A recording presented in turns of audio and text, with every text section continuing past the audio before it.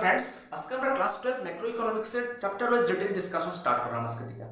So class 12 macro economics এর যদি আমি চ্যাপ্টার ওয়াইজ ডিটেইল ডিসকাশন দেখি, সো এটা ফার্স্ট চ্যাপ্টারের নাম হচ্ছে national income and related aggregates. But national income and related aggregates যদিও এটা চ্যাপ্টারের নাম থাকে, বাট এটার সাবহেডিং যেটা ফার্স্ট সাবহেডিং এটা হচ্ছে meaning of macro economics. So আজকে আমরা বোঝার ট্রাই করব যে ম্যাক্রো ইকোনমিক্স এর মিনিং কি, ঠিক আছে। সো কিছু সময় লাগবে লাইনটা একটু ইগনোর মারো, এখানে লেখা যাবে স্টাডিজ ওভারঅল ইকোনমি, এটা পরে বুঝবা। বোঝার ট্রাই করো যে অ্যাক্টিভিটিজ এর মতলব কি।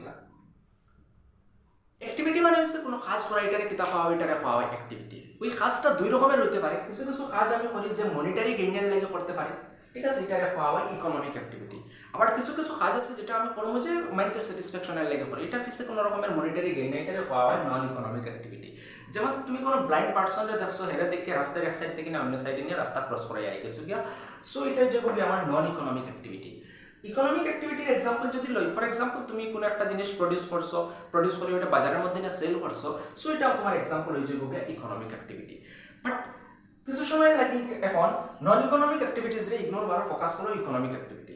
সো ওই ইকোনমিক অ্যাক্টিভিটিস গুলা কোনো একটা পার্টিকুলার লোকেশনের মধ্যে তো হইব। ফর এক্সাম্পল তুমি ঘরের মধ্যে কোনো একটা জিনিস প্রডিউস করছো, করিয়ে না বাজারের মধ্যে সেল করা, সো তোমার ঘরটা হয়ে যাইব গিয়া ইকোনমি, ঘরটারে কোয়া হইব ইকোনমি, ঠিক আছে। সো যে জায়গার মধ্যে কোনো একটা ইকোনমিক অ্যাক্টিভিটি হয় ওই লোকেশনটারে কোয়া হয় ইকোনমি। ফর এক্সাম্পল ইন্ডিয়ার ভিতরে কোনো একটা ইকোনমিক অ্যাক্টিভিটি হয়, সো ইন্ডিয়ারে কোয়া হইব ইন্ডিয়ান ইকোনমি। সো যে কোনো একটা ইকোনমির ভিতরে ইকোনমিক অ্যাক্টিভিটিস ভ্যারাইটিস রকমের ইকোনমিক অ্যাক্টিভিটিস থাকতে পারে।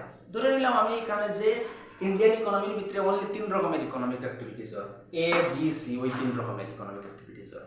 সো যত রকমের ইকোনমিক অ্যাক্টিভিটিস হোক না, সব রকমের ইকোনমিক অ্যাক্টিভিটিস রে যদি আমি একসঙ্গে স্টাডি করি, ঠিক আছে, তো ওই যে সাবজেক্টে বা ইকোনমিক্সের যে ব্রাঞ্চে কোনো একটা ইকোনমির যত রকমের ইকোনমিক অ্যাক্টিভিটি আছে, সব ইকোনমিক অ্যাক্টিভিটিস রে যদি হোললি বা এগ্রিগেটলি বা একসঙ্গে স্টাডি করে, সো ওই সাবজেক্টরে বা ওই ব্রাঞ্চে হওয়া হয় ম্যাক্রো ইকোনমিক্স, ঠিক আছে।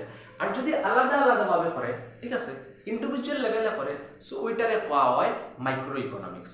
So micro economics we are already studied in our class 11। So এখন আমরা ফোকাস করব কোনটা, ম্যাক্রো ইকোনমিক্সের। সো এখন একটু লাইনটা দেখো সাই বুঝনি ম্যাক্রো ইকোনমিক্সের মিনিং কিটা। সে হচ্ছে ব্রাঞ্চ অফ ইকোনমিক্স, আমি এটা শর্টকাটে লিখছি যে who studies overall economy. So macro economics মানে ওই রকমের সাবজেক্ট বা ওই রকমের ব্রাঞ্চ অফ ইকোনমিক্স যে ব্রাঞ্চে কিটা কাজ করে, যে ওভারঅল ইকোনমি নিয়ে স্টাডি করে। Hope I think you get it. Thank you.